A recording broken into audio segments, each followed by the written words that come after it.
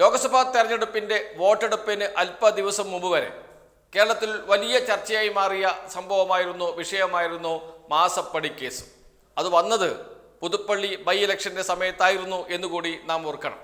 മലയാള മനോരമയാണ് ഈ കേസ് കേരളത്തിലേക്ക് കൊണ്ടുവന്നത്. അതല്ലെങ്കിൽ ആ പേര്, മാസപ്പടി എന്ന പേര് കേരളത്തിൽ വലിയ ചർച്ചയാക്കി മാറ്റിയത്.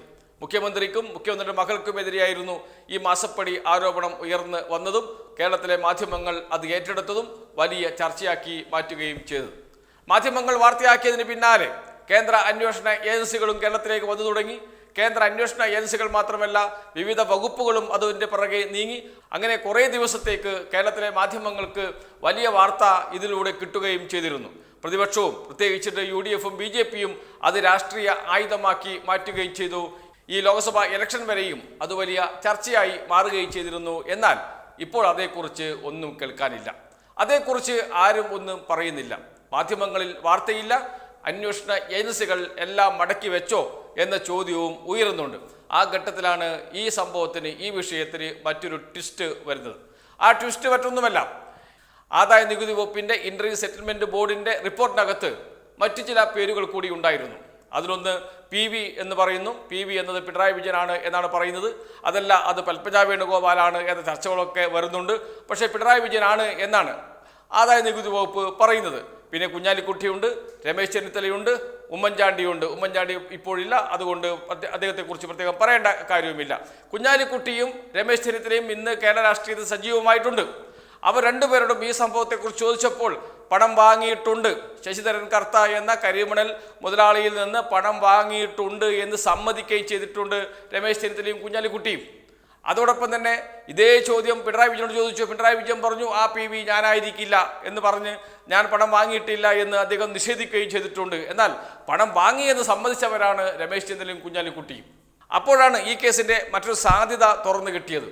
അത് നന്നായി ഉപയോഗിക്കുകയും ചെയ്തു കുഞ്ഞാലിക്കുട്ടിയുടെ വിരുദ്ധരായ ലീഗ് നേതാക്കളും രമേശ് ചെന്നിത്തലയുടെ വിരുദ്ധരായ കോൺഗ്രസ് നേതാക്കളും. ആരൊക്കെയാണ് പിന്നീട് ഇത് വലിയ ചർച്ചയാക്കി മാറ്റിയത്? നിയമസഭയ്ക്കകത്തും പുറത്തും ചർച്ചയാക്കി മാറ്റുകയും വിജിലൻസിന് മുന്നിലേക്ക് കേസുമായി പോവുകയും ചെയ്തത് ആരൊക്കെയാണ്? അതിലൊന്ന് മാത്യു കുഴൽനാടനാണ്. ആ മാത്യു കുഴൽനാടന് ഏറ്റവും കൂടുതൽ പിന്തുണ നൽകിയത് ആരാണ്? KM ഷാജിയാണ്. ലീഗിലെ KM ഷാജിയുടെ ഒരു പ്രസിദ്ധമായ വാക്കുണ്ട്, നിങ്ങൾ കളിക്കേണ്ട കുഴൽനാടനോട്. മുഖ്യമന്ത്രിയോടും ഇടതുമുന്നണിയോടും CPM നേതാക്കളോടും KM ഷാജി പരസ്യമായി പ്രസംഗിച്ചതാണ്, നിങ്ങൾ കളിക്കേണ്ട മാത്യു കുഴൽനാടനോട്. അദ്ദേഹത്തിൻ്റെ പിറകിൽ ഒരു വക്കീൽ ഓഫീസ് തന്നെയുണ്ട്. നിങ്ങൾ മറ്റുള്ളവരോട് കളിക്കും പോലെ കളിയുമായി മാത്യു കുഴൽനാടൻ്റെ അടുത്തേക്ക് പോയാൽ നല്ല തിരിച്ചടി കിട്ടിയിരിക്കും. അദ്ദേഹത്തിൻ്റെ പിറകിൽ ഒരു വക്കീൽ ഓഫീസ് തന്നെയുണ്ട്, നിരവധി വക്കീലന്മാർ ഉണ്ട് എന്ന് വരെ പറഞ്ഞു വെച്ചു KM ഷാജി. അങ്ങനെ കുഴൽനാടന് എല്ലാ പിന്തുണയും നൽകിയത് KM ഷാജിയും എന്ന് വെച്ചാൽ മുസ്ലിം ലീഗിലെ കുഞ്ഞാലിക്കുട്ടി വിരുദ്ധരാണ്. എന്തിനാണ് ഈ സംഭവം? കുഞ്ഞാലിക്കുട്ടിയിലേക്ക് എത്തണം. എന്താണ് മാത്യു കുഴൽനാടൻ്റെ ഉദ്ദേശം? ഈ വിഷയം ചർച്ചയായി മാറുകയും രമേശ് ചെന്നിത്തലയുടെ വീട്ടിലേക്കും കടന്നു ചെല്ലണം.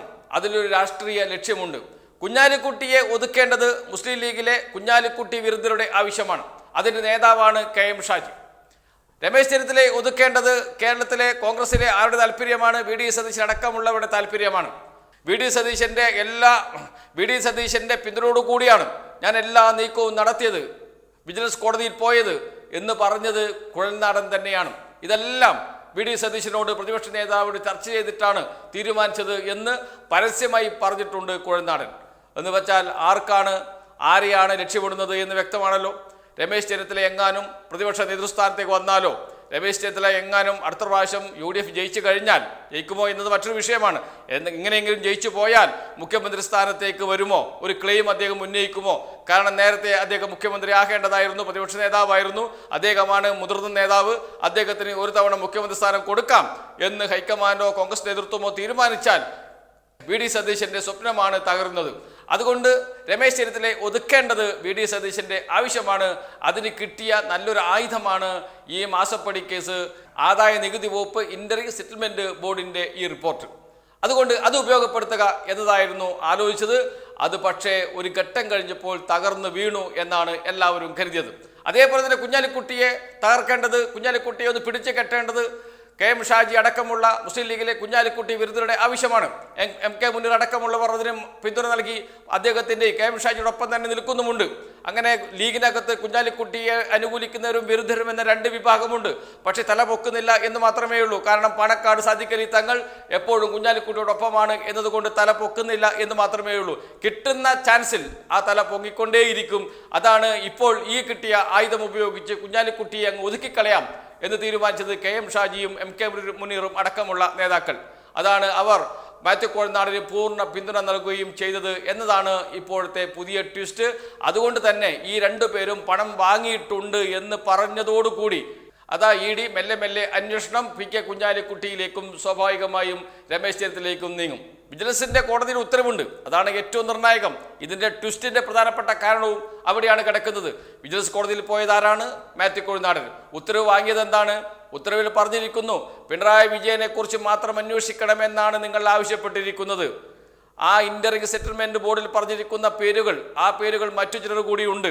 എന്തുകൊണ്ടാണ് അവരെക്കുറിച്ച് അന്വേഷിക്കണമെന്ന ആവശ്യമായി നിങ്ങൾ വരാതിരുന്നത് എന്ന് വെച്ചാൽ ഇതിന് പിറകിൽ ഒരു രാഷ്ട്രീയ ലക്ഷ്യമുണ്ട്. അതുകൊണ്ട് തന്നെ ഈ കേസ് രാഷ്ട്രീയ പ്രേരിതമാണ് എന്ന് പറഞ്ഞത് വിജിലൻസ് കോടതിയുടെ ഉത്തരവിലാണ്. സ്വാഭാവികമായും വിജിലൻസ് കോടതി പറഞ്ഞിരിക്കുന്നു എന്തുകൊണ്ടാണ് മറ്റുള്ളവരെ കുറിച്ച് അന്വേഷിക്കാത്തത് എന്ന്. ഇനി EDക്കും കേന്ദ്രത്തിലെ ഏതെങ്കിലും അന്വേഷണ ഏജൻസികൾക്കും ഈ കേസിലേക്ക് വരണമെങ്കിൽ, ഈ കേസ് തുടങ്ങണമെങ്കിൽ ആദ്യം ചോദ്യം ചെയ്യേണ്ടി വരിക, ആദ്യം അന്വേഷിക്കേണ്ടി വരിക കുഞ്ഞാലിക്കുട്ടിയുടെയും അതേപോലെ തന്നെ രമേശ് ചെന്നിത്തലയുടെയും ഇടപെടലായിരിക്കും. അതായിരുന്നു വേണ്ടിയിരുന്നത് ആർക്ക്? KM ഷാജിക്കും മാത്യു കോഴനാടനും. അതിലാണ് ഇപ്പോൾ പുതിയ നീക്കം. കേന്ദ്ര അന്വേഷണ ഏജൻസികൾക്ക് ഈ കേസ് തുടരണമെങ്കിൽ, ഈ കേസിന്റെ പിറകെ പോകണമെങ്കിൽ, ഇനി ഈ കേസ് റീഓപ്പൺ ചെയ്യണമെങ്കിൽ ആദ്യം ചോദ്യം ചെയ്യേണ്ടി വരിക കുഞ്ഞാലിക്കുട്ടിയെയും അതോടൊപ്പം തന്നെ രമേശ് ചെന്നിത്തലയെയും ആയിരിക്കും എന്നതാണ് ഇപ്പോൾ ഇതിൻ്റെ ഏറ്റവും പ്രധാന ട്വിസ്റ്റ്. ഈ സംഭവം, ഈ കേസ് വലിയ ചർച്ചയാക്കി മാറ്റരുത്, ആ കേസുമായി മുന്നോട്ട് പോകരുത് എന്ന അഭിപ്രായമുള്ളവർ കോൺഗ്രസിനകത്തുണ്ടായിരുന്നു, മുസ്ലിം ലീഗിനകത്തും ഉണ്ടായിരുന്നു. അതിന് പറഞ്ഞ കാര്യം അതൊരു കുടുംബ പ്രശ്നമാണ്, ആ കുടുംബ പ്രശ്നത്തിലേക്ക് പോകേണ്ടതില്ല എന്നായിരുന്നു. എന്നാൽ ഇത് കൃത്യമായും ഒരു അഴിമതിയാണ്, സ്വജനപക്ഷപാതമാണ് എന്ന് പറഞ്ഞ് ഇത് സജീവമാക്കി നിർത്തിയത് പ്രതിപക്ഷ നേതാവ് VD സതീശനാണ്. അതിന് എല്ലാ പിന്തുണയും നൽകിയത് മാത്യു കോഴനാടനാണ്, മാത്യു കോഴനാടനോടൊപ്പമുള്ളവരാണ്. അതേസമയത്ത് KM ഷാജിയാണ് മുസ്ലിം ലീഗിൽ നിന്ന്.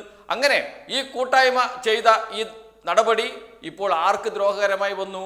ഇപ്പോൾ വന്നിരിക്കുന്നത് കുഞ്ഞാലിക്കുട്ടിക്കും രമേശ് ചെന്നിത്തലയ്ക്കും എതിരെയാണ്. അതുകൊണ്ട് ആണ് പറഞ്ഞത് അന്വേഷണം ഇനി തിരിയുന്നത് കുഞ്ഞാലിക്കുട്ടിയിലേക്കും രമേശ് ചെന്നിത്തലയിലേക്കും ആയിരിക്കും.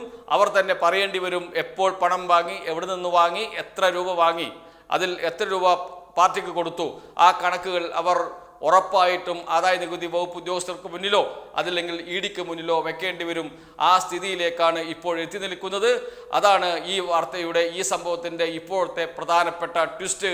ഏതായാലും ED വരുന്നത് ഇനി ആരെ തേടിയായിരിക്കും?